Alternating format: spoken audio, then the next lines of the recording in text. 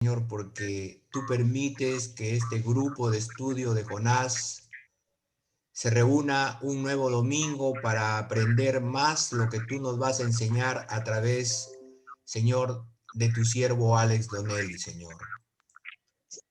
Háblanos, Señor, en este día, Señor, en medio de tu gran soberanía que tú muestras en este hermoso libro de Jonás que pocas veces, Señor, quizás lo hemos estudiado. Anima, Señor, y que pronto un mayor número de hermanos, Señor, se puedan congregar, Señor, para poder empezar este estudio, Señor. Dale mucha sabiduría, dale mucha unción de tu Santo Espíritu al pastor Alex, Señor, y que lo que él va a tocar en esta tarde, Señor, haya nacido del fondo del corazón de Dios, Señor. Gracias, Señor. Gracias, Padre, porque de esta forma nos estamos alimentando, nos estamos sustentando, Señor, y nuestro corazón y nuestros pensamientos están puestos solamente en ti, Señor. Gracias, Señor, por esta tarde. Bendice a cada uno de mis hermanos y bendice a tu siervo, Señor Alex Donnelly, en el nombre de Cristo Jesús. Amén. Amén. Muchas gracias, hermano Luis. Voy a pedir que todos puedan ir apagando sus micrófonos para que escuchemos con claridad la clase. El hermano Manuel lo he hecho coanfitrión para que él pueda ayudarles con cualquier dificultad con el sonido, y él estará pasando lista también, silenciosamente, chequeando quienes están en la clase esta noche, esta tarde. Vamos a compartir la pantalla.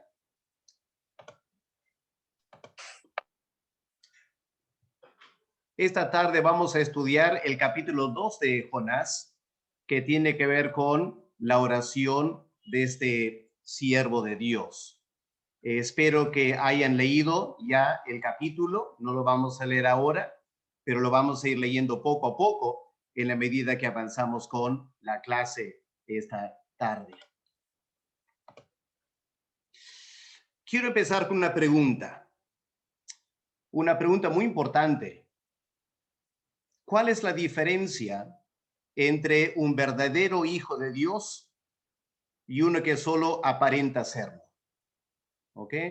¿Cuál es la diferencia entre un verdadero hijo de Dios, un verdadero creyente, y uno que solo aparenta serlo? El Señor nos indica que es una pregunta muy importante porque en el día del juicio final va a haber una gran sorpresa.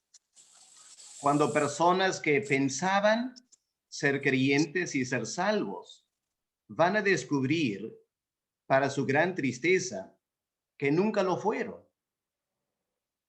Ahora, la parábola del trigo y la cizaña que tenemos en Mateo capítulo 13, si conocen, si se acuerdan de esa parábola del trigo y la cizaña, se acordarán que cuando los obreros preguntaron al dueño de la chacra si estaba bien arrancar la cizaña, el dueño dijo no, porque podrían equivocarse.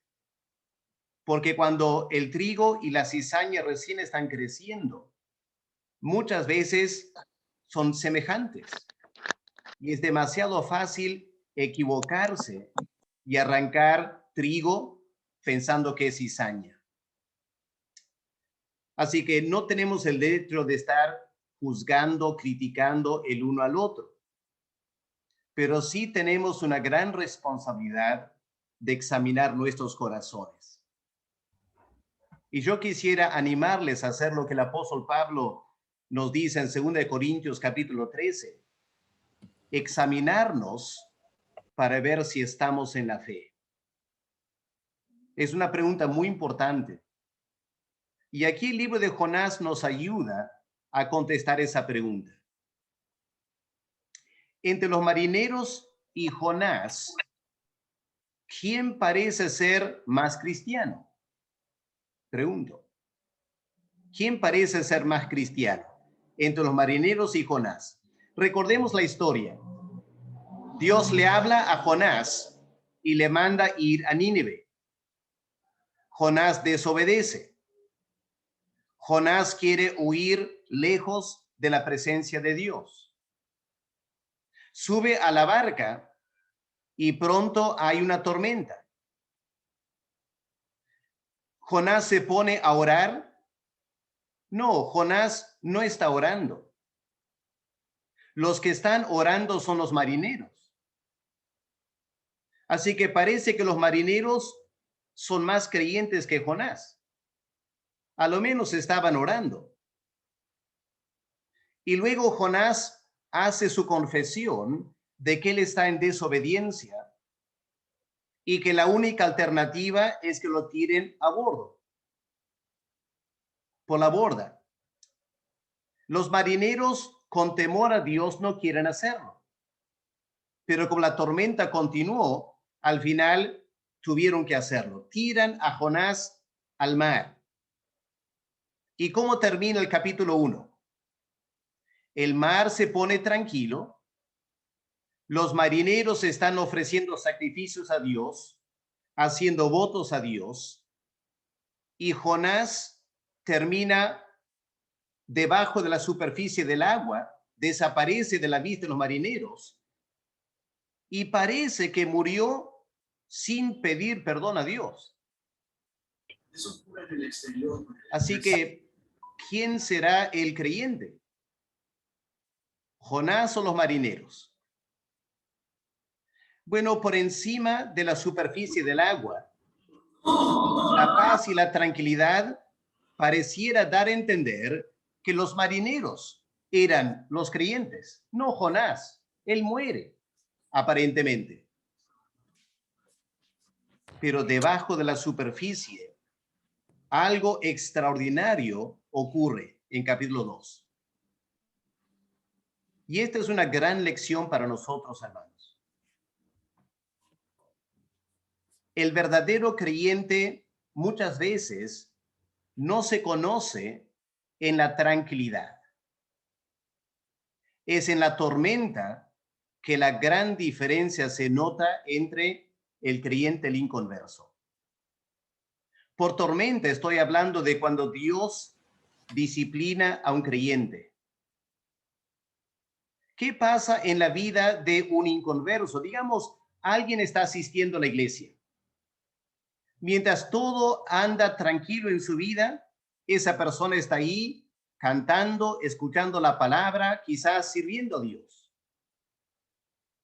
Pero cuando viene una gran tormenta en su vida, como pastor, yo he visto tristemente muchas personas que parecían ser creyentes. Cuando vino una gran tormenta, una prueba o una disciplina por parte de Dios, esa persona, lejos de arrepentirse, lejos de buscar a Dios, se resiente con Dios, echa la culpa a todos los demás y deja de asistir a la iglesia. Teólogos debaten, ¿perdió o no perdió la salvación?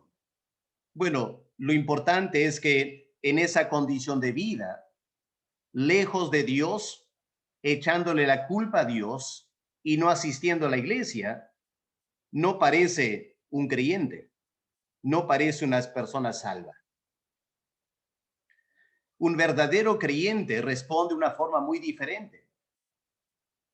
Y vamos a ver esta tarde la manera que Jonás responde no tanto a la tormenta, sino a ser echado al mar.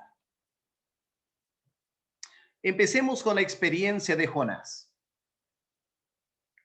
No sé si alguna vez te preguntaste, ¿qué pensó Jonás que iba a pasar cuando fue tirado al agua? Estaban lejos de tierra. Aun si Jonás podía nadar, sería muy difícil salvarse la vida. Así que parece que Jonás esperaba morir. No pensaba que tenía alguna alternativa. Él se da cuenta que la tormenta es por causa de él. O todos mueren, o él muere por todos. Y él se da cuenta que era más justo ofrecer su vida para salvar a los demás. Así que lo tiran al agua. Y es en el agua, la experiencia de estar en el mar, que por fin le hace a Jonás reaccionar. Ahora vamos a tener que estudiar con mucho cuidado el capítulo 2 para entender lo que la Biblia realmente enseña. Lo primero que hay que notar es que Jonás no oró en el mar. ¿Qué dice versículo 1 del capítulo 2? Versículo 1 dice, entonces oró Jonás a Jehová su Dios desde el vientre de del pez. Desde el vientre, no desde el agua. La oración de Jonás no fue cuando estaba hundiéndose en el agua. La oración de Jonás, dice la Biblia claramente, esa oración se dio desde el vientre del pez. Obviamente la experiencia de Jonás estuvo en dos partes, ¿no es cierto? La primera experiencia fue ser echado al agua.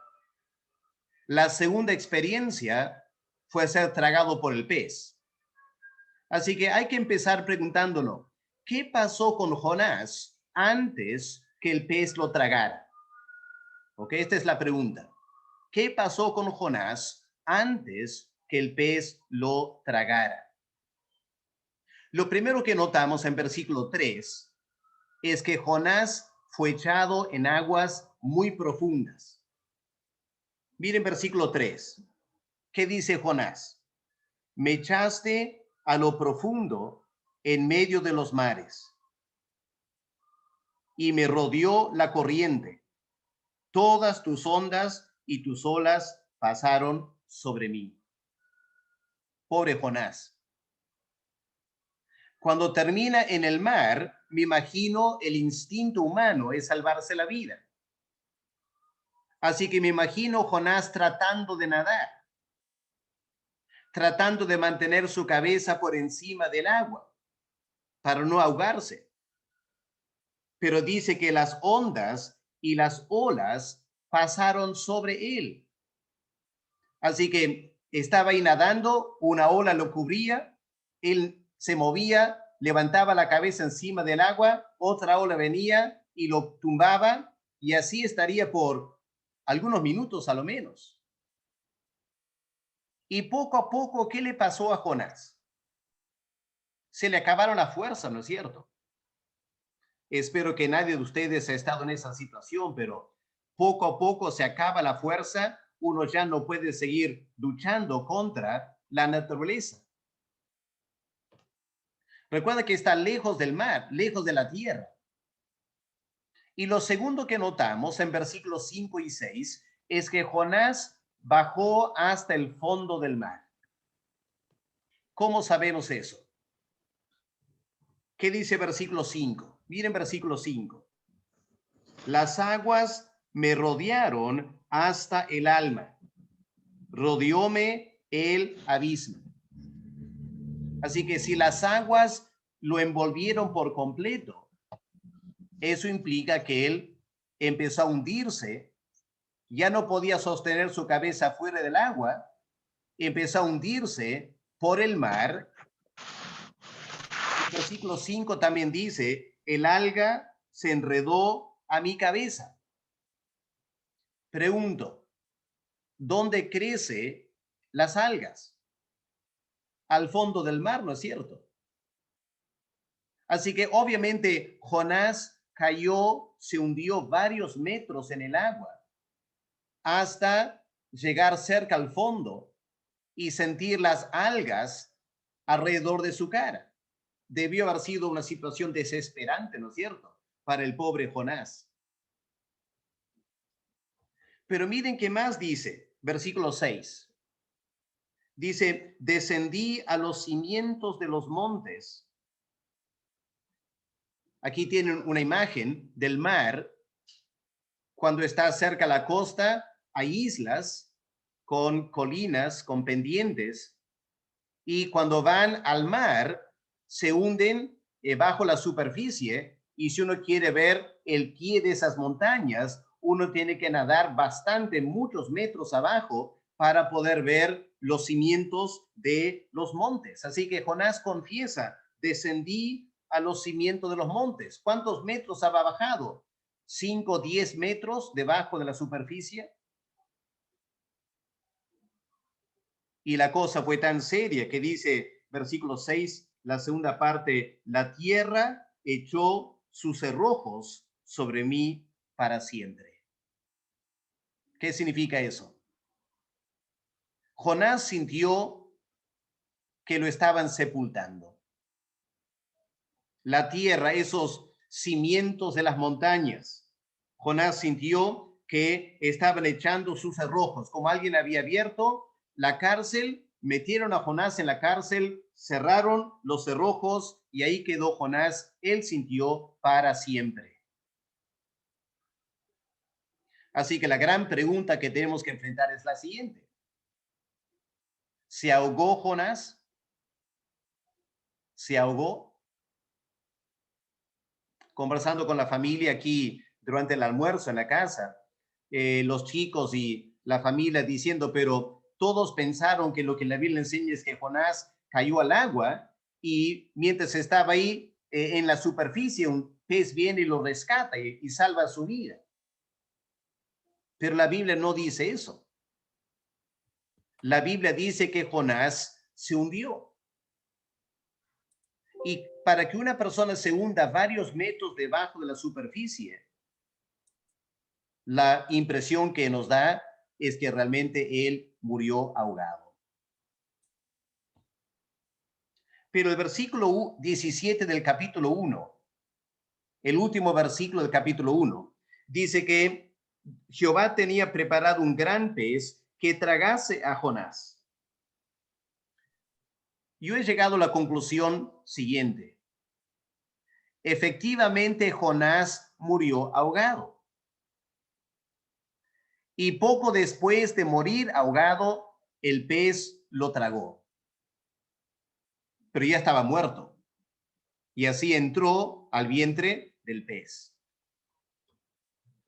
Ahora, lo que parece confirmar la muerte de Jonás, pasemos ahora a ver el clamor de Jonás. Vamos a estudiar un poco el clamor de Jonás en esta circunstancia. Vamos a abrir nuestras Biblias en el Nuevo Testamento. Vamos a Mateo, el capítulo 12 y el versículo 40.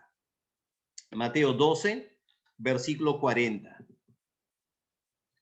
Es durante el ministerio del Señor Jesús, obviamente, y la gente le pide una señal. Cristo estaba predicando y la gente no le creía. Y la gente le dice, Señor, muéstranos una señal. Versículo 38, queremos ver una señal. Y Cristo se niega a darles una señal. Pero verso 39, él dice, la única señal que les voy a dar es la señal del profeta Jonás. ¿Qué será esa señal? La señal del profeta Jonás. Lo explica en versículo 40.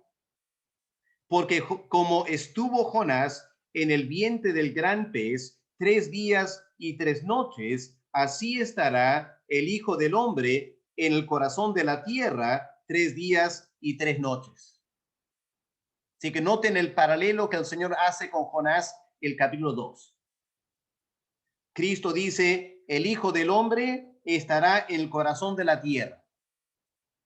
Jonás, capítulo 2, él dice, él fue enterrado en la profundidad de la tierra. Ahora hago esta pregunta. ¿El Señor Jesús murió o no murió? Obviamente el Señor Jesús murió. Antes o después de estar en la tumba. Obviamente murió primero y luego estuvo en la tumba. Resucitó en la tumba. Y él está diciendo, lo que pasó con Jonás es lo que va a pasar conmigo. Que da la idea que Jonás murió y la tumba para Jonás fue el pez. La tumba para Jonás fue el pez. ¿Por qué lo digo? Volvamos a Jonás, el capítulo 2 y el versículo 2. ¿Qué leemos en versículo 2? Invoqué en mi angustia a Jehová y él me oyó. ¿Desde dónde le oyó Dios? Desde el seno del Seol clamé. ¿Qué es el Seol? El Seol es la tumba, donde pones un cadáver. Jonás está orando desde el vientre del pez. Y está diciendo, el vientre del pez es mi tumba. Morí y fui enterrado en el vientre del pez. Y estando en el vientre del pez, fue resucitado, al igual que Cristo resucitó dentro de la tumba. Miren también versículo 6. ¿Qué dice versículo 6? La última frase del versículo 6. Mas tú sacaste mi vida de la sepultura, oh Jehová Dios mío. Así que claramente Jonás habla de su sepultura. Tú sacaste mi vida de la sepultura. Estaba sepultado y tú me diste vida. Pero Jonás está orando del vientre del pez. Así que por eso planteo ese orden. Primero Jonás muere ahogado y luego el pez lo traga. Pero vamos a ver el clamor de Jonás en toda esta circunstancia. En primer lugar, notemos que la Biblia indica que Jonás confió en Dios al momento de morir. Al momento del morir, Jonás confió en Dios. Miren versículo 4.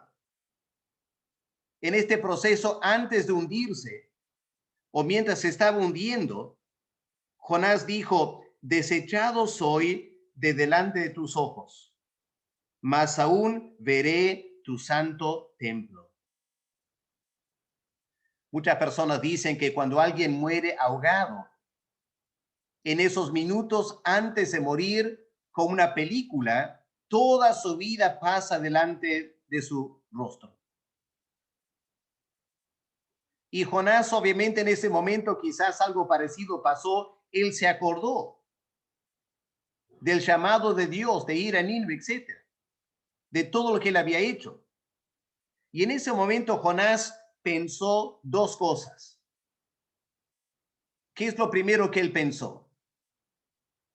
Lo primero que él pensó, versículo 4, es, desechado soy de delante de tus ojos. Quizás no lo pueden ver en la pantalla, lo siento, pero es la frase al comienzo, versículo 4. Desechado soy de delante de tus ojos. Desechado. En hebreo es una palabra muy fuerte. ¿Se acuerdan cuando Moisés y Aarón estaban frente al faraón durante el Éxodo? En Éxodo 10, el versículo 11, leemos que el faraón echó a Moisés y Aarón del palacio. Y uno se imagina soldados tomando a Moisés y Aarón y físicamente botándolos del palacio. Este es el verbo que Jonás usa aquí. Él dice, Dios me ha botado, Dios me ha desechado. Interesante, es el mismo verbo que tenemos en Génesis 3, el versículo 24, cuando Dios echó a nuestros primeros padres del huerto de Edén para que no comieran del árbol de la vida. Los echó del huerto de Edén. Y Jonás usa este verbo para decir, desechado soy delante de tus ojos. Pero aquí, hermanos, ¿pueden notar ustedes un gran cambio ya en Jonás? Un gran cambio. Porque ¿qué es lo que leemos en capítulo 1, versículo 3? ¿Qué leemos en capítulo 1, versículo 3? Y Jonás se levantó para huir de la presencia de Dios. Es decir, hubo un tiempo en la vida de Jonás que Jonás no quería estar en la presencia de Dios. Dios le estaba pidiendo algo que Jonás no quería hacer. Y para evitar hacer lo que Dios le está pidiendo, Jonás sube la barca para ir lejos de la presencia de Dios. Y francamente, Jonás hubiera quedado muy contento si Dios le hubiera permitido huir de su presencia. Es lo que él quería, es lo que él más quería, no saber nada más con Dios. Pero ahora en el agua, mientras se va hundiendo y antes de ahogarse, él siente una gran pena.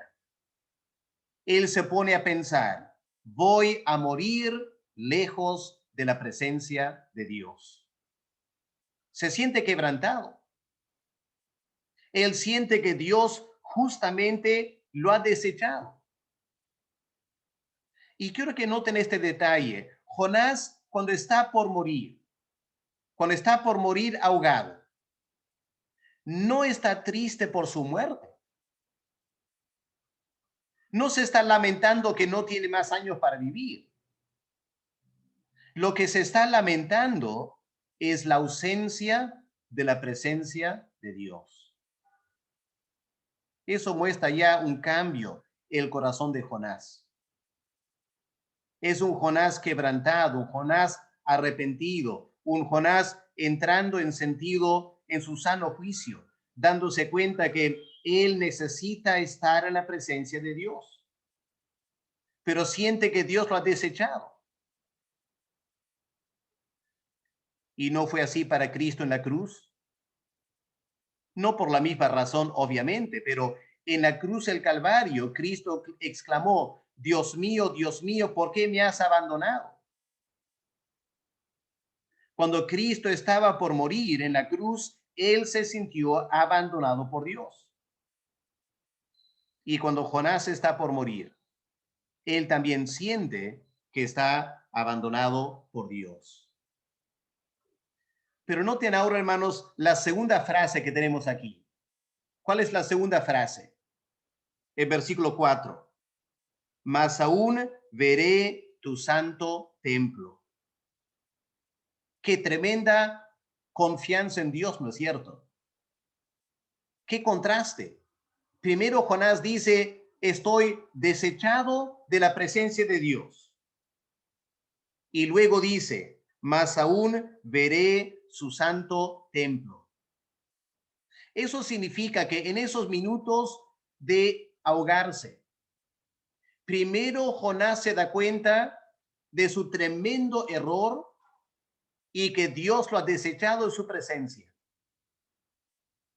Pero en esos minutos, Dios obra en el corazón de Jonás y le da una tremenda convicción a Jonás, una tremenda convicción que va a resucitar. Él sabe que va a morir. Nada lo puede salvar de la muerte ahora. Pero cuando él dice, mas aún veré tu santo templo, ¿qué está diciendo? Está diciendo, aunque voy a morir ahora, Dios es capaz de resucitarme. En esta vida, no en la eternidad, en esta vida. Y en esta vida voy a volver al templo otra vez. Igual que el Señor Jesús, ¿no es cierto? El Señor en la cruz pasó por ambas experiencias. Primero la experiencia de ser desechado por Dios. Dios mío, ¿por qué me has abandonado? Y luego al instante de morir, esa exclamación de confianza, Padre, en tus manos encomiendo mi espíritu. Y Jonás murió así también, encomendándose a Dios, pero también confiando en la resurrección. En Hebreos capítulo 11, y lo pueden mirar después si quieren, en Hebreos 11, el autor habla de la fe de Abraham, cuando Abraham fue llamado a sacrificar a su hijo Isaac. Ahora sabemos que Abraham nunca llegó a matarlo, pero Abraham fue dispuesto a matarlo. Y cuando los siervos le preguntaron o hablaron, Abraham dijo, iremos al monte y volveremos. Plural, volveremos. ¿Qué está diciendo la Biblia? Que Abraham sabía que tenía que matar a Isaac, pero también sabía que Dios era capaz de resucitarlo. No pasó exactamente así, pero el autor de Hebreos presenta la fe de Abraham en esos términos. Y Jonás tuvo esa experiencia también, de morir confiando que Dios lo podía resucitar. Ahora, ¿qué pasó en ese momento? Parece que murió ahogado y fue tragado por el pez. Miren, versículo 7. La segunda parte del clamor de Jonás, versículo 7. Cuando mi alma desfallecía en mí, me acordé de Jehová. Cuando mi alma desfallecía en mí, me acordé de Jehová. Así que parece que Jonás murió ahogado y fue tragado por el pez. Pero dentro del pez resucitó, como Cristo resucitó en la tumba. Pero hay esta gran diferencia, hermanos. Obviamente el Señor Jesús, cuando resucitó en la tumba, él entendía bien lo que estaba pasando. Pero Jonás, ¿se imagina Jonás? Lo último que él fue consciente era llegar al fondo del mar y su vida se extingue. Y algún tiempo después, él despierta, pero está en el vientre del pez. Yo me imagino que él no tiene la menor idea qué estaba pasando. Él no conocía la historia. Así que él se habrá asustado al comienzo. Se habrá angustiado al inicio. Todo estaba oscuro. Me imagino que no era nada cómodo dentro del vientre del pez. Pero en el vientre del pez, ¿qué hizo Jonás? Hizo dos cosas muy importantes. Hizo dos cosas muy importantes. ¿Qué dice versículo 7? La primera parte. Cuando mi alma desfallecía en mí, me acordé de Jehová. Eso fue lo primero que él hizo. Se acordó de Jehová. ¿Pero qué significa eso? ¿Qué significa se acordó de Jehová? Obviamente, hermanos, fue algo mucho más que un acto de memoria. No fue que él simplemente pensó, yo creo en Dios. Vamos al Salmo 20 y el versículo 7 para ver cómo este verbo de acordarse de Dios se usa. Salmo 20, el versículo 7. Estos confían en carros y aquellos en caballos, mas nosotros del nombre de Jehová nuestro Dios tendremos memoria, nos acordaremos del nombre de Dios. Pero el contexto de la primera parte es que algunas personas confían en carros, otros confían en caballo, pero nosotros confiamos en Dios. Así que en ese momento, en el vientre del pez, cuando Jonás vuelve a la vida otra vez, él dice que se acordó de Jehová, es decir, en ese momento él puso su confianza en Dios. No sabía lo que estaba pasando. Solo sabía que no estaba muerto y tampoco estaba en el agua. En ese momento, él puso su confianza en Dios. Por algo, Dios me ha devuelto la vida. Pero miren también en Salmo 22, el versículo 27. ¿Qué leemos en versículo 27? Salmo 22, 27. Se acordarán y se volverán a Jehová todos los confines de la tierra. Se acordarán y se volverán a Jehová. Todos los confines de la tierra y todas las familias, las naciones, adorarán delante de él. En otras palabras, cuando leemos aquí que Jonás se acordó de Dios, esa frase, se acordó de Jehová, significa primero, confió en Dios y en segundo lugar, clamó a Dios. En su desesperación, en el vientre del pez, él clama a Dios. Sabemos eso por lo que la segunda parte del versículo 7 dice. Dice, me acordé de Jehová y mi oración llegó hasta ti en tu santo templo. Obviamente Jonás se puso a orar. Qué lindo este hombre que durante la tormenta, ¿se acuerdan capítulo 1? Jonás no quería orar. No quería orar. El patrón de la nave viene para despertarlo y ordenarle orar. Ahora él está solo en el vientre del pez. Pero ahora, por fin, él clama a Dios. Esta oración de Jonás confirma que es un verdadero creyente. Y en esta desesperación del sufrimiento, él no le echa la culpa a los marineros, no le echa la culpa a las circunstancias, no echa la culpa a nadie más, solo a sí mismo. Pero clama a Dios. Se acuerda de Jehová y clama a él. Ahora miren versículos 1 y 2. ¿Cómo empieza el capítulo? Entonces oró Jonás a Jehová su Dios desde el vientre del pez y dijo, invoqué en mi angustia a Jehová y él me oyó. Desde el seno del Seol clamé. Si quieren, pueden subrayar en sus Biblias estos tres verbos que tenemos aquí. ¿Pueden notar los verbos? El verbo oró en el vientre del pez, recién resucitado de los muertos. Él ora a Jehová. El verbo en hebreo significa suplicar. Es un verbo muy intenso.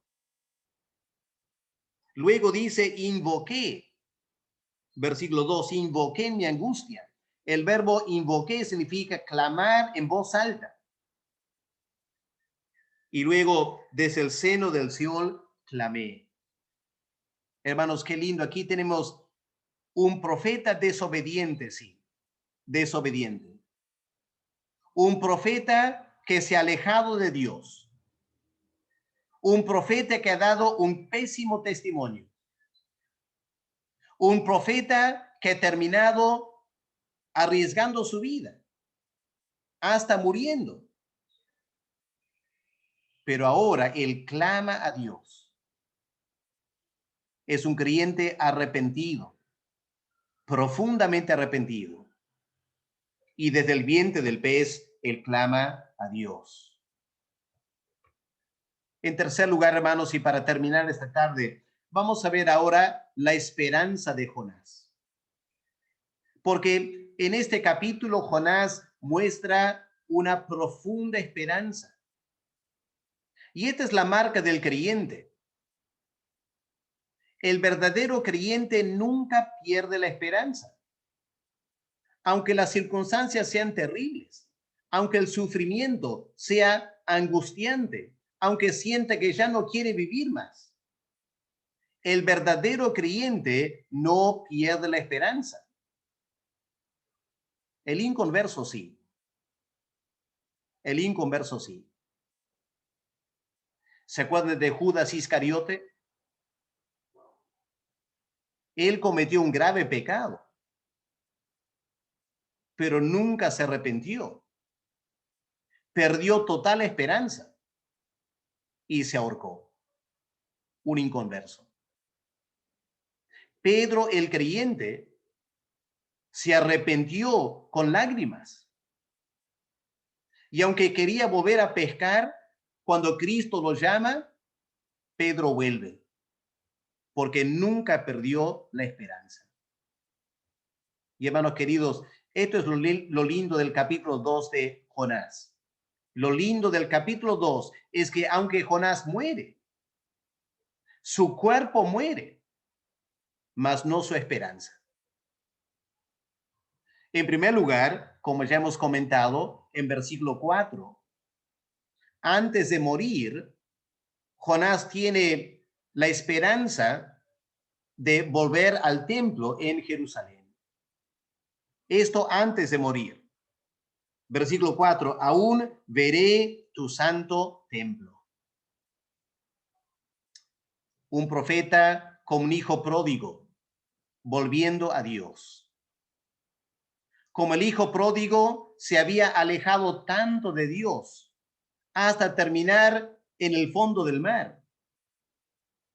Pero mientras está hundiéndose en el fondo del mar, este anhelo, esta esperanza de volver al templo en Jerusalén. No hay cosa que él más quiere hacer sino estar en templo de Dios.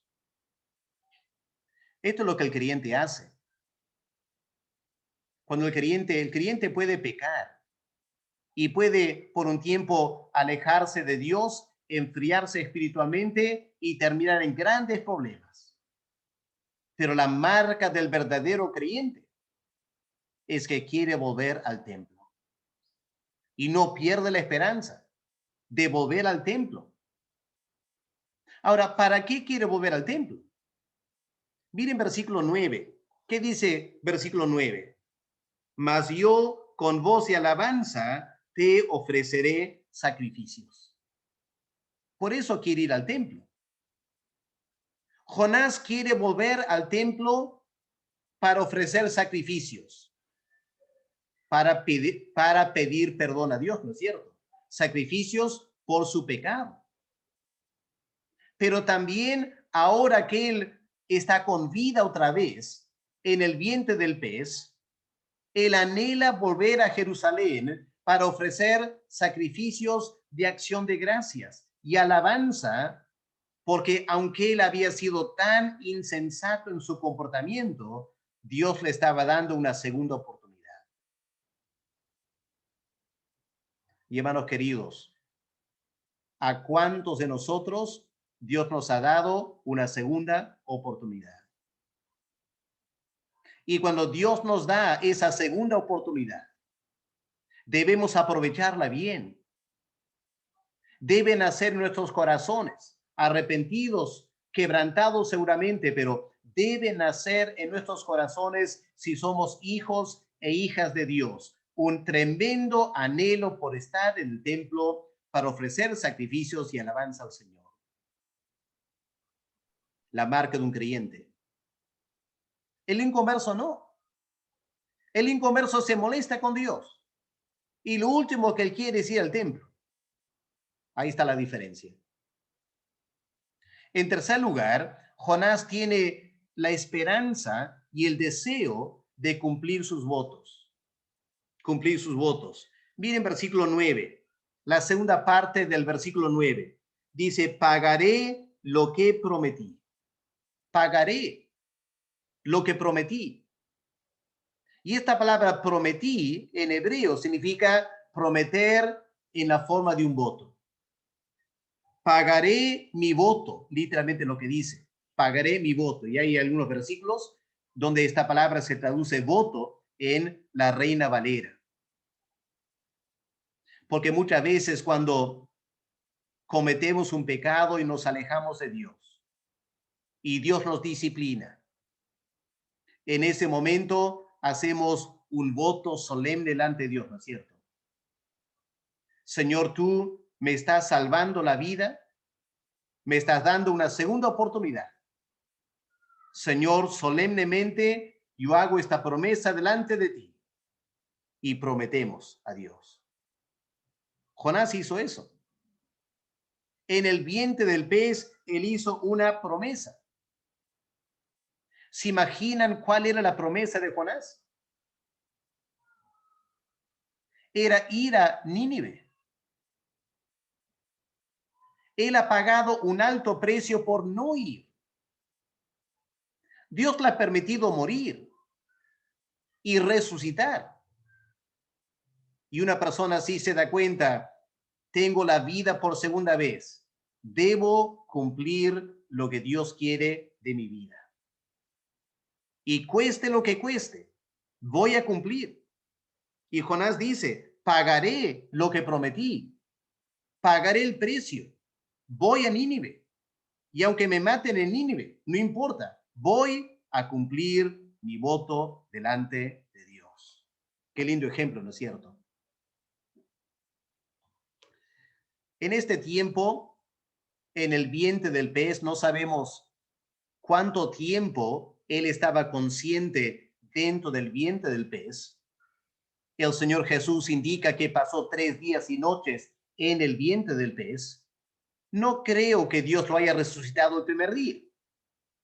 ¿Para qué tenerlo vivo 2 días en el vientre del pez? Yo me imagino que Dios le dejó estar ahí echado como Cristo en la tumba la mayor parte del tiempo. Y acercándose al final del tiempo, Dios lo resucita. De repente estaba despierto en el vientre del pez un par de horas para hacer esta oración. Porque enseguida que hace la oración, el pez lo arroja a tierra. Pero miren las 2 lecciones que Jonás aprende. En primer lugar, versículo 8. Los que siguen vanidades ilusorias, su misericordia abandonan. Qué conclusión para Jonás, ¿no es cierto? Es lo que Jonás había hecho. Él había seguido una vanidad. La vanidad ilusoria de poder huir de la presencia de Dios. De poder desobedecer a Dios y pensar que no pasa nada. Era una vanidad, era una gran ilusión. ¿Y cuántas veces el creyente comete pecado por esta vana ilusión? Se ilusiona de algo. Lo que se ha ilusionado no tiene nada de verdad. Es un engaño satánico. Y Jonás dice, los que siguen vanidades ilusorias, su misericordia abandonan. Porque Dios es la fuente de misericordia. Y seguir algo aparte de la voluntad de Dios para nuestras vidas es abandonar a Dios, que es el único que tiene misericordia. Y si abandonas al que tiene misericordia, ¿qué vas a hacer en la tormenta? ¿Qué vas a hacer cuando te estás ahogando? Jonás se dio cuenta. Era insensato lo que él hizo. Y una lección para nosotros. No desobedezcamos a Dios. Cuando Dios nos pide hacer algo, hagámoslo. Aunque nos duela, aunque nos cueste, hazlo, porque si no lo haces, estás abandonando la misericordia y vas a sufrir para aprender si eres hijo de Dios. Y si no eres hijo de Dios, peor todavía. La primera lección. ¿Cuál es la segunda lección que Jonás aprendió? Versículo 9 al final. La segunda lección, la salvación es de Jehová. Asombrado, Jonás, el vientre del pez, revivido de la muerte. Él ha pasado por la tormenta, él ha pasado por el ahogo y ahora está despierto en el vientre del pez. Y Jonás exclama, la salvación es de Jehová. Solo Dios pudo haber hecho todo esto. Y claro, es una preparación para ir a Nínive, ¿no es cierto? Porque Nínive podría ser salvo por Jehová. Si la salvación es de Jehová, Dios puede salvar hasta Nínive. Pero Jonás tiene que aprender la lección primero. La salvación es de Jehová. Qué grandes lecciones, ¿no es cierto? Y esta tarde quizás hay personas que tenemos que aprender estas 2 lecciones. Si tratamos de seguir vanidades ilusorias. Solo vamos a sufrir porque nos estamos alejando de Dios que tiene misericordia. Pero si volvemos a Dios, la salvación es de Jehová.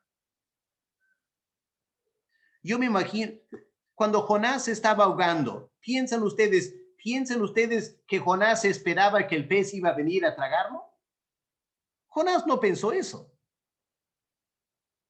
Como estamos tan familiarizados con la historia, no estamos entendiendo bien lo que pasó. Jonás murió. Y cuando despierta el vientre del pez, Jonás se da cuenta, Dios ha hecho algo que es increíble. Y se imagina Jonás después contando la historia. Y está en la Biblia ahora, para que todos aprendamos. Las salvaciones de Jehová. No te pongas a pensar cómo Dios te puede salvar. No te pongas a pensar. Te aconsejo, no pierdas tiempo pensando cómo Dios te puede salvar, porque Dios es tan grande que te puede salvar una forma como de Jonás.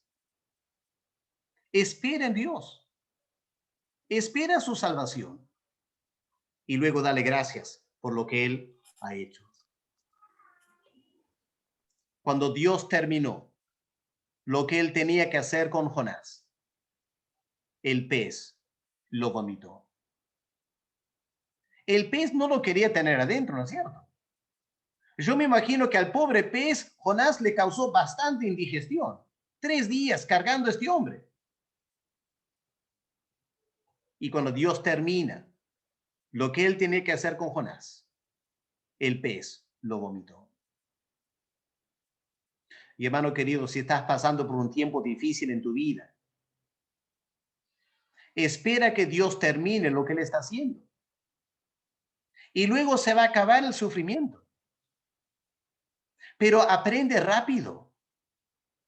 Porque si te demoras en aprender, vas a pasar más tiempo en el vientre del pez, metafóricamente hablando. Así que no nos conviene ponernos tercos pensando, aprendo, no aprendo, me arrepiento, no me arrepiento. No, no pierdas tiempo. Arrepiéntete de una vez. Vuelve a Dios de una vez. Porque el pez recién te va a arrojar cuando aprendas lo que Dios quiere enseñarte.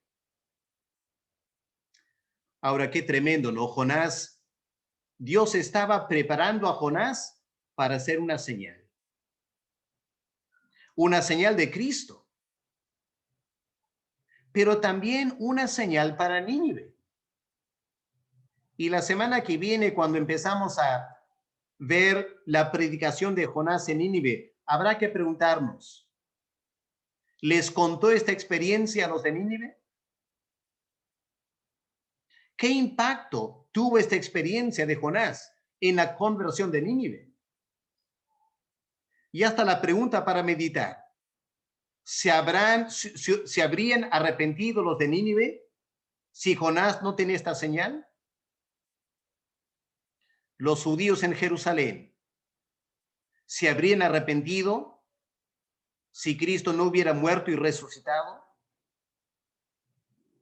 Fue la resurrección de Cristo que trajo el poder al evangelio y la conversión de Jerusalén. Planteo la pregunta, ¿habrá pasado algo así también en Nínive? Bueno, para pensar para la semana que viene. Muy bien, vamos a dejarlo ahí. Vamos a ver si hay preguntas que han surgido durante la clase. Y Manuel nos puede guiar en preguntas y tratemos de contestar preguntas que podrían tener de esta historia muy interesante. Pastor, solamente hay un comentario de la hermana, dice, cuán grande es la paciencia y la tolerancia divina de nuestro buen Dios para con nosotros pecadores. Este libro nos muestra un contraste muy marcado entre la bondad y misericordia, la buena misericordia de Dios y la rebeldía y la impaciencia de su siervo. Exxon tiene preguntas, creo que quiere hacer unas preguntas. Ya pueden hacer preguntas en A ver, vivo, pero que sean a ver, concisas, que Exxon. no se extiendan. A ver, hermano. Pastor, buenas tardes. Mire, Muy bien. no comparto mucho su punto de vista referente a que Jonás murió, Ujú, por la sencilla razón de ujú, que si una persona muere, ya no está en, digamos, en la capacidad de orar, en la capacidad de invocar, en ujú. la capacidad de clamar. Ya. Yo creo aquí que esta palabra, la palabra algo de perecer, algo de Seol, que Ujú, estuve en el Seol, eh, más es como si fuese una figura literaria, es una figura como una hipérbole que al final de cuentas significa, si bien es cierto que Jonás, como dice ahí, se nota o dice, se confirma que él llegó hasta el fondo del mar porque en su pelo se enredaron las algas y todas esas cosas. Yo creo que fue un proceso, un tiempo donde Jonás estuvo consciente de todo lo que estaba pasando. Ahora, por ejemplo, cuando hablamos de Seol, es lo mismo, es la misma frase o la misma palabra que se usa en el Salmo 32, cuando David dice, por ejemplo, cuando David está exaltando a Dios por haberlo devuelto después de una experiencia al borde de la muerte. O sea, eso un poco indica una muerte, una situación tan extrema, que al final él iba a morir, porque vuelvo a repetir, no, yo no creo que una persona muerta clame, ore, y es más, no va a estar consciente de todas esas cosas, porque una persona muerta ya pues se murió, ¿no? Punto. Ya no hay más cosas que hacer. Entonces, allí, ahora, de que cuando Rosita, si puedes otra, abreviar ya para contestar la pregunta. ¿Ok? ya, y precisamente es eso, ¿no? Para mí, Jonás no murió. Ok. Bueno, en primer lugar, Rosita, tratemos de evitar esto de para mí lo que yo pienso. ¿Ya? Lo que tenemos que hacer es manejar el texto bíblico. Ya pues. ¿Ok? Entonces, es cierto que a veces la planeación se usa metafóricamente para estar al borde del Seol, pero uno podía documentar muchísimos textos donde el Seol significa Seol, la tumba. Entonces, la pregunta sería si una persona podría bajar al fondo del mar y no ahogarse. ¿Será factible eso? Bueno, digamos que no se ahogó, que por alguna razón no se ahogó y el pez lo tragó. ¿Podría Jonás vivir 3 días y noches dentro del pez? La pregunta es importante porque en los evangelios el Señor cita a Jonás con una señal. ¿Señal de qué? De su resurrección. Así que si Jonás es señal de la resurrección, habría que concluir que él murió. O murió ahogado o murió dentro del vientre del pez. Porque el peligro de decir que Jonás no murió presta para los liberales decir Cristo tampoco murió. Simplemente se desmayó y luego vivió como volvió en sí otra vez en la tumba y es lo que los liberales dicen. Entonces, es tan importante notar lo que Cristo dice, que confirma la exégesis que hemos hecho de Seol, sepultura y todo lo demás, para indicar que efectivamente Él murió. Ahora, si hay alguna otra razón aparte de eso del Seol, porque como es capaz de ambas interpretaciones, no podemos pasar la exégesis sobre eso. Habría que ver si hay otra explicación que indicaría que no murió. Pero todo tiene que ser basado en el texto, no lo que yo pienso, lo que yo escuché, lo que siempre he pensado, ¿ya? Porque lamentablemente, Rosita, en la iglesia evangélica hay muchos conceptos de las personas que creen algo, pero no es en base al estudio exegético. Eso es lo que hay que evitar. ¿Ok? Entonces, yo tampoco quiero ser dogmático. Yo solo quiero indicar lo que el texto parece enseñar, enseña con el vocabulario, y el paralelo que Cristo hace indica que efectivamente Jonás murió y resucitó. ¿Ok? Y los paralelos con Cristo son muy claros ahí. Jonás tuvo un momento de lucidez antes de morir para en su espíritu clamar a Dios. Y luego tuvo mucho más tiempo en el vientre del pez para la oración. ¿Ok? Pero no estoy insistiendo que todos tienen que creer lo que yo digo. Yo solo expreso lo que la exégesis me ha llevado a entender. ¿Ok? Muchas gracias, pastor. Ya, Ahora, pastor. el hermano Edson creo que tenía también unas consultas. Solo quería Eh, preguntar, claro. hermano, pastor, con respecto, cuando Jonás estaba en el vientre del pez, los jugos gástricos dañaron su cuerpo y algo pasó que después su cuerpo se integró. ¿Cómo podría explicar eso? Bueno, la Biblia no nos da detalles acerca de eso, ¿no?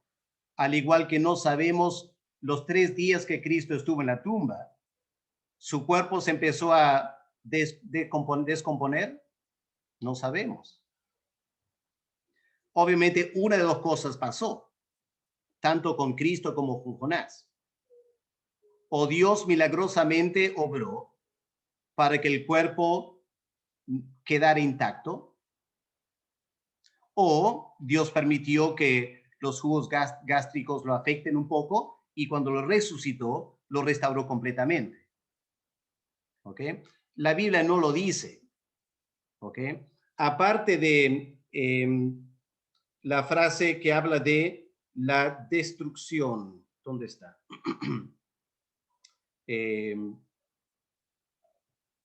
No, he citado un salmo donde se usa la palabra Seol en el contexto del cuerpo ya descomponiéndose. ¿Ok? Pero no está claro qué es lo que pasó. No hay datos en la Biblia para afirmar, lamentablemente. Ya, pastor, gracias. Ya, Francisco Salmón dice algo parecido pasó con Lázaro también, que pasó 4 días en la tumba. Entonces, o Dios cuidó su cuerpo con miras a la resurrección, o el cuerpo pasó el proceso natural de la descomposición y luego Dios, al Cristo al resucitarlo, lo reintegra todo su cuerpo también. Muy bien, la hermana... Pastor, adelante, adelante, hermana. perdón. Pastor, buenas tardes. Soy Fiorella, sino que está con el nombre de mi hijita, por eso creo que no me reconoció.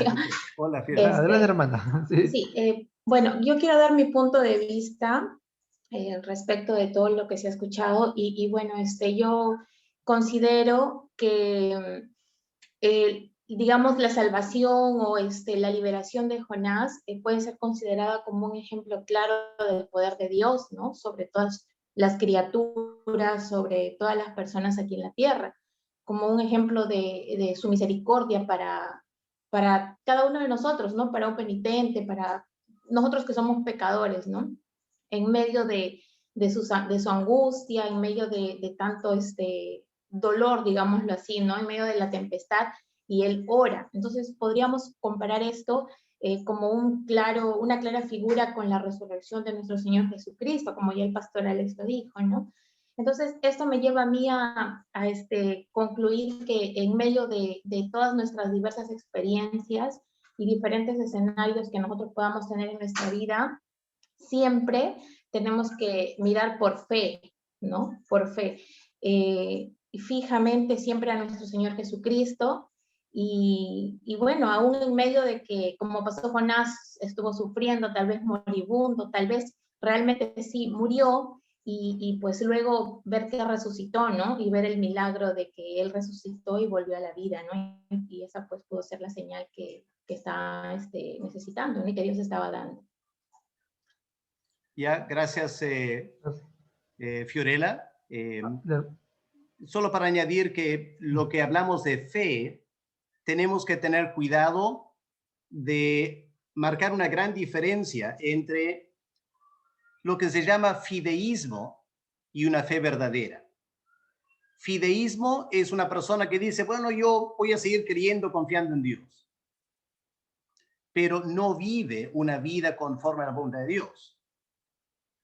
Eso lo vemos en muchas religiones, donde gente afirma que cree en Dios, pero su vida la viven a su manera.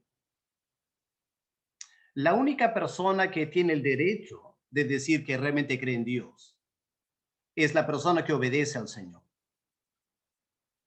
En Hebreos dice, por fe Abraham hizo esto, por fe Noé hizo esto. Siempre la fe va de la mano con la acción. Así que mientras una persona esté desobedeciendo a Dios, lamentablemente se engaña a sí misma diciendo que cree en Dios. Tiene una creencia humana, pero la marca de una verdadera fe en Dios es la obediencia. ¿Ok? Y solo digo para evitar este gran problema que yo veo como pastor en la vida de muchas personas, aún en la iglesia evangélica, que afirman que creen, pero en su vida diaria están desobedeciendo a Dios. La única persona que están engañando es a sí mismos, porque la fe se va a evidenciar en obras, en obediencia al Señor. ¿Ok? Gracias. ¿Otra pregunta? Sí, pastor, la hermana Carla Chambi dice, pastor, tengo una pregunta. ¿Cómo es que Jonás pudo tener una oportunidad si ya murió? Y si nos enseñaron que después de la muerte ya no hay más oportunidad. Esa es la pregunta que ella tiene. Bueno, la misma manera que Lázaro tuvo otra oportunidad y el hijo de la viuda de Naín tuvo otra oportunidad y varias personas que resucitaron, ¿no? Entonces, Dios es soberano. Nadie puede exigir a Dios, si yo te desobedezco y muero, tú tienes que resucitarme. Nadie tiene el derecho de decir eso a Dios, ¿ok? Es muy peligroso pensar así. Tampoco podemos decirle a Dios, no es justo que tú des a alguien una oportunidad, porque Dios sabrá lo que Él está haciendo. Y todo lo que Él hace, lo hace con un propósito. La razón por la cual Jonás tuvo otra oportunidad es que Jonás iba a ser una señal de Cristo. Y para ser una señal de Cristo, él tendría que morir y resucitar. Claro, la gran diferencia es que él murió en plena desobediencia a Dios.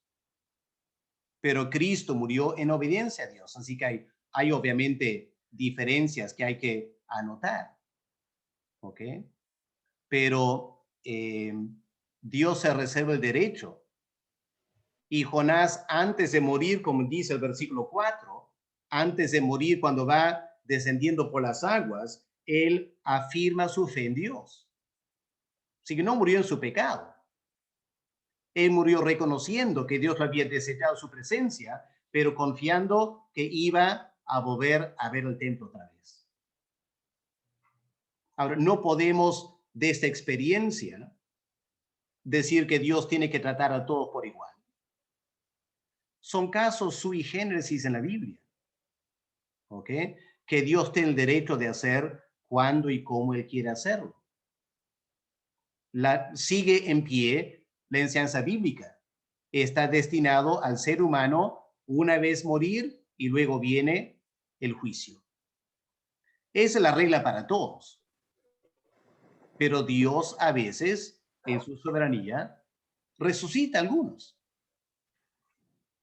Esa es la misericordia de Dios. ¿Ya? Dios tiene el derecho de hacer uso de misericordia cuando Él quiere. ¿Ok? Y nadie puede exigirle a Dios otra cosa. Muy bien. La hermana Marat dice, Jonás tuvo que morir porque fue un anticipio o sombra de la muerte de nuestro Señor Jesús. El hermano Francisco dice, el hombre a más de 30 metros de profundidad no puede resistir. El hermano Jaime Tribeño dice en el versículo 7, su santo templo se refiere al cielo, porque Dios es santo y todos al morir vamos a estar en el templo como Jerusalén en el templo. ¿Es cierto la referencia? En el versículo Bueno, 7. Gracias, Jaime, por la buena observación, Jaime. ¿Ya? En la cosmovisión del judío, el judío oraba hacia el templo en Jerusalén. ¿Se acuerdan? Daniel en Babilonia, él oraba mirando a Jerusalén. Aunque ni había el templo en ese tiempo, ¿no? El templo estaba destruido. Pero aún así, Daniel miraba hacia Jerusalén. ¿Por qué? Porque Dios había escogido a Jerusalén para su morada. Él iba a manifestarse en Jerusalén. Entonces, el judío oraba a Dios en Jerusalén. Obviamente, el templo en Jerusalén era una sombra del cielo. Pero durante la antigua dispensación, esa sombra tenía bastante realidad y los judíos consideraban que Dios vivía en el templo, recordando que cuando dedican el templo en la gloria de Jehová, llena el templo, día de Salomón, y en un sentido muy real, Dios estaba en su templo. ¿Ok? Entonces, creo que aquí Jonás no está hablando del cielo, sino que está hablando del templo en Jerusalén. Y él está pensando, aunque yo estoy tan lejos de la tierra prometida, y estoy aún en el vientre del pez, mi oración puede traspasar las paredes de este pez y puede traspasar las aguas del mar Mediterráneo y pueden llegar hasta el templo de Jerusalén. ¿Ok? Es la gran confianza de Jonás, habiendo dicho que yo sirvo al Dios que es el creador de los cielos y de la tierra. Bueno, pastor, acá hay otra pregunta. La hermana Fiorella dice, entonces si un verdadero creyente es aquel que obedece a Dios, Jonás no fue un verdadero creyente porque le desobedeció. Ya, gracias, Fiorella. Muy buena observación tuya. La diferencia es la siguiente. El creyente puede tener un momento o un periodo de desobediencia. Pero dos cosas marcan la diferencia entre un creyente y un inconverso. Cuando el creyente desobedece y vive por un buen tiempo en desobediencia, le va mal. Le va mal. Dios lo disciplina. Eso dice Hebreos capítulo 12.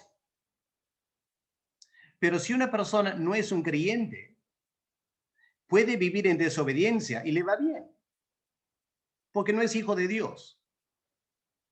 Así que la marca de ser un hijo de Dios es cuando uno se aleja del Señor y vive varias semanas o meses en desobediencia, le va a ir mal.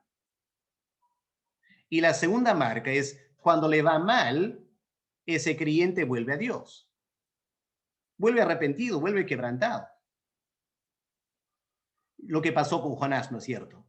Él desobedeció por unos días o semanas, se va por el mar y Dios lo disciplina. La tormenta, echado al mar. ¿Y qué hace Jonás? Se arrepiente y vuelve a Dios.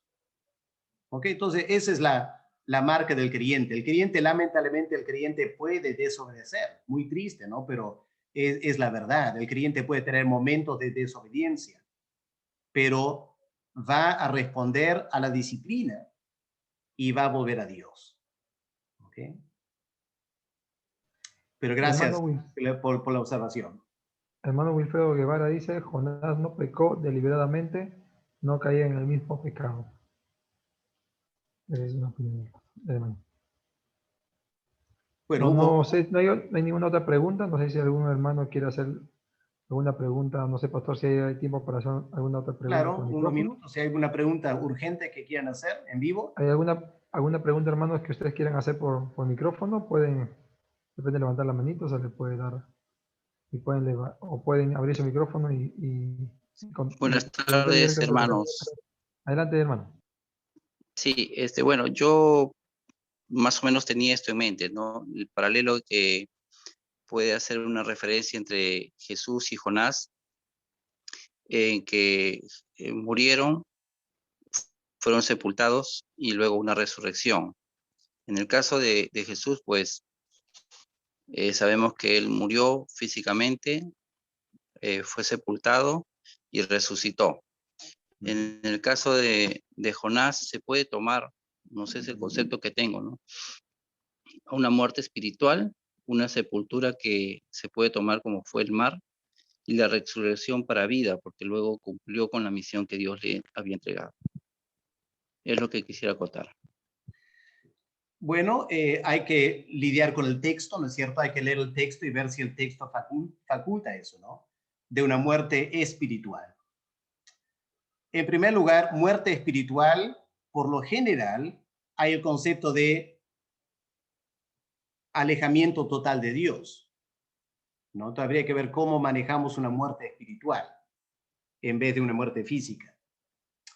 En segundo lugar, el mar no fue la tumba fue el vientre del pez. Así que si Jonás no murió físicamente, habría que explicar que Dios mantuvo su vida milagrosamente, tanto dentro del agua como dentro del vientre del pez. Y la pregunta que hay que hacer es, ¿el texto faculta ese concepto? ¿La analogía que Cristo hace en los evangelios faculta ese concepto? ¿O no será que el texto y la analogía que Cristo usa apunta mucho más a una muerte física y una resurrección física? El texto manda, ¿ya? No estamos aquí para yo pienso, pues todos podemos pensar diferentes cosas, ¿ok? Tenemos que ver qué dice el texto. Yo entiendo que muchos desde la escuela dominical hemos escuchado cosas como Jonás fue tirado al mar y el pez lo tragó para que no muriera, y tenemos estas ideas de la escuela dominical y estamos convencidos que es cierto. Pero muchas ideas de la escuela dominical tienen que pasar por la examinación de la exégesis. Y hay muchas cosas que se enseñan en la escuela dominical, no muchas cosas, pero algunas cosas que no tienen sustento bíblico, ¿no? Y lo que hacemos en la academia bíblica, a veces, momentos como ahora, tenemos que confrontar ideas que hemos escuchado por muchos años y ver que de repente no es lo que la Biblia enseña. Y ahí tenemos que evitar la tentación de tratar de hacer a la fuerza que la Biblia encaje con mis ideas. Eso es muy peligroso. Hay que dejar que la Biblia hable naturalmente. ¿Ok? Así que les recomiendo, ¿ya?, manejar la Biblia en esa manera y tratar de llegar a la Biblia con una mente abierta y ver qué está diciendo el texto. ¿Ok? Y a la luz del Nuevo Testamento, ¿cómo es que debo manejar este texto bíblico? ¿Ok? Muy bien, pastor. Solamente unas consultas más. Dice, ¿la desobediencia de Jonás tuvo una consecuencia positiva en los marineros? ¿Será que dentro de los propósitos de Dios también? Ya, obviamente los marineros tuvieron un testimonio del poder de Dios. En primer lugar, cuando se enteraron de que era el Dios Jehová que había causado la tormenta.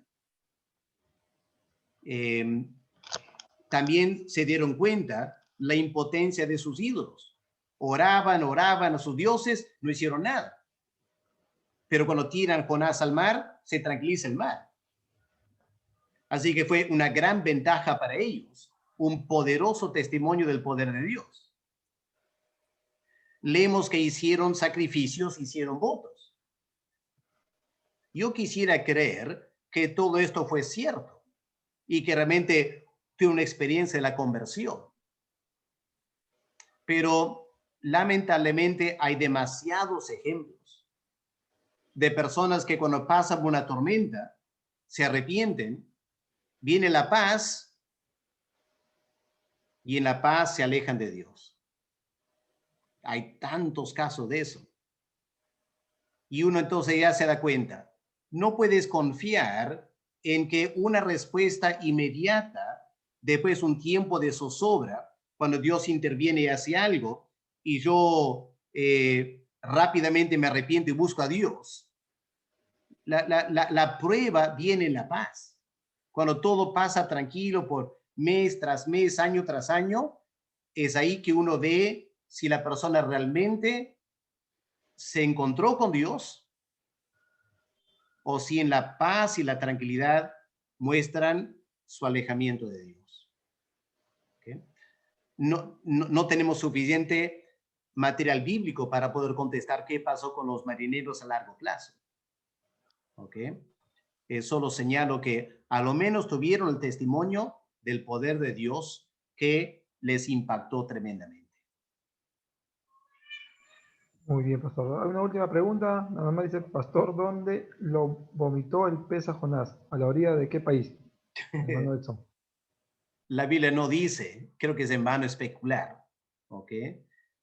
Pero el hecho que Jonás quería volver al templo, me imagino que lo arrojó en la tierra prometida.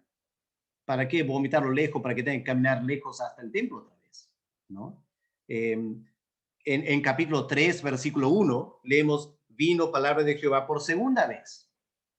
Así que me imagino que vino por segunda vez en el contexto de haberse reconciliado con Dios en el templo después de esta tremenda experiencia. Pero más de eso no podía decir porque el texto no dice. Muy bien. El pastor Héctor creo que quiere hablar, pastor. A ver, adelante, pastor. Pastor, buenas tardes. Hoy es muy tarde. Pastor. No, adelante. Ya, pastor, gracias. Mire, el versículo 7 indica como que, ahí dice una palabra, cuando mi alma desfallecía. Bueno, yo no sé exactamente el significado, pero me da a entender como que en su agonía, o sea, antes de morir, cuando él estuvo muriendo seguramente ahí en el agua, él se acordó de Jehová. Y mi oración llegó hasta ti en tu santo templo. O sea, parece como que hubiera dos partes de la oración de Jonás. Una primera parte a la que hace referencia el versículo 7, cuando él está todavía vivo, ahí en esa agonía seguramente ahogándose, él se acuerda del Señor, ¿verdad? Porque acá lo dice, y hubo una segunda parte que lo vemos en el versículo 2, ahí dice claramente que desde el seno del Seol clamé. Entonces ahí me da la intención de que antes de morir, él ya tiene un deseo de acordarse de Dios, seguramente toda esta situación estaba pasando por su mente, había arrepentimiento en su corazón, y antes de morir él clama al Señor. Y continúa su oración una vez muerto en el Seol. No sé si es así, pastor, es lo que a mí me parece. Hay que entender que sería muy peligroso decir que él está muerto y estando muerto está orando, ¿ya? Porque eso nos va a llevar a muchos problemas teológicos, ¿ok? El Seol, me parece, indica la tumba, pero es una tumba metafóricamente, no es que él es un cadáver en la tumba orando, porque los muertos no oran. Para orar, él tuvo que estar vivo. Ahora sí, en el versículo 6, al final, versículo 6, sacaste mi vida de la sepultura, y todo el contexto de hundirse varios metros en el mar, indicaría que Jonás llegó a morir. Estoy de acuerdo contigo, antes de morir, Jonás tuvo un momento de reflexión espiritual. Eso está en versículo 4. Entonces dije, desechado soy delante de tus ojos. El contexto de luchar con las olas del mar, mientras él va hundiéndose, él tiene este momento de reflexión, como Cristo en la cruz, antes de morir en la cruz, Dios mío, ¿por qué me has abandonado? Y luego, antes de morir, la expresión de confianza en Dios. Eso me parece el versículo 4.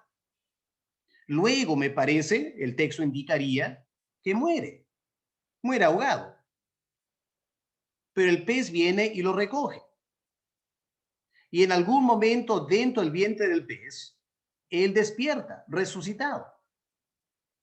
Pero todo es oscuro, tenebroso, él no sabe dónde está. Y en esa angustia, él clama a Dios. ¿Ya? Y ese es el clamor de Dios en el vientre del pez. Claramente el versículo 1 dice que él clama a Dios, no en el agua, no mira que se está hundiendo. El clamor de Jonás viene en el vientre del pez. ¿Ok?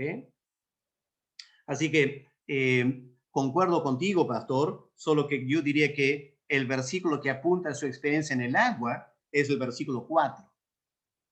Versículo 7 ya está sepultado, entre comillas, en el pez. Y es ahí que él clama a Dios. Bien, pastor.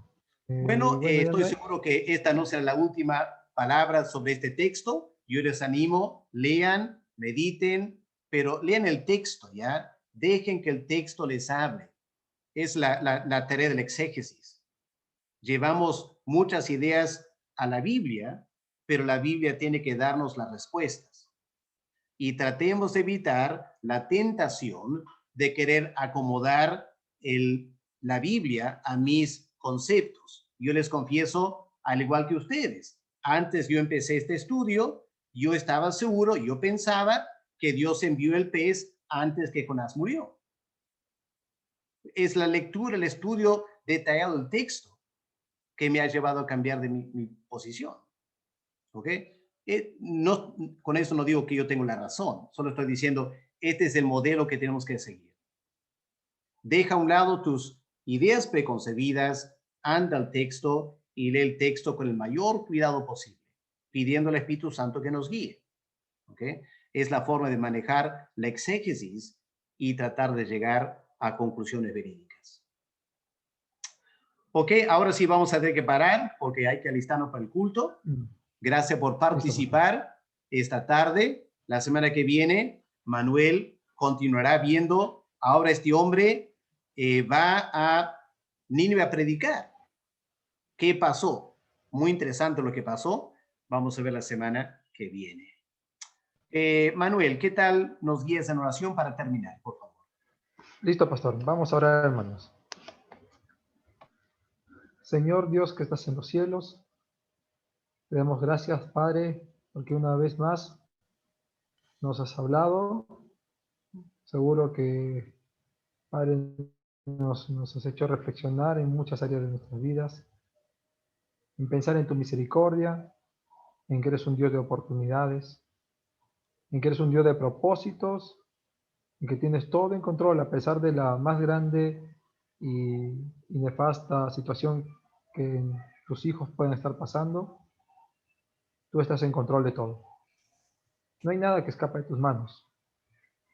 Señor, gracias porque has reconfortado nuestro corazón al saber, más allá de todo, Señor, seguro que estás hablando personalmente a cada uno de mis hermanos. Nos dices que siempre tendremos una oportunidad, tus hijos, y que siempre podemos volver si estamos alejados, a tus pies, ante el trono de tu gracia. Y te agradecemos por eso. Padre, gracias por la vida de cada uno de mis hermanos, porque sé, Señor, que están atentos, porque sé que están meditando, porque sé que estamos reflexionando juntos. Gracias por la vida del pastor Alex, porque sé que a través de él tú lo utilizas de gran manera para poder enseñarnos, Señor. Gracias por su vida, sigue utilizándolo grandemente, Señor, para la extensión de tu reino, Padre.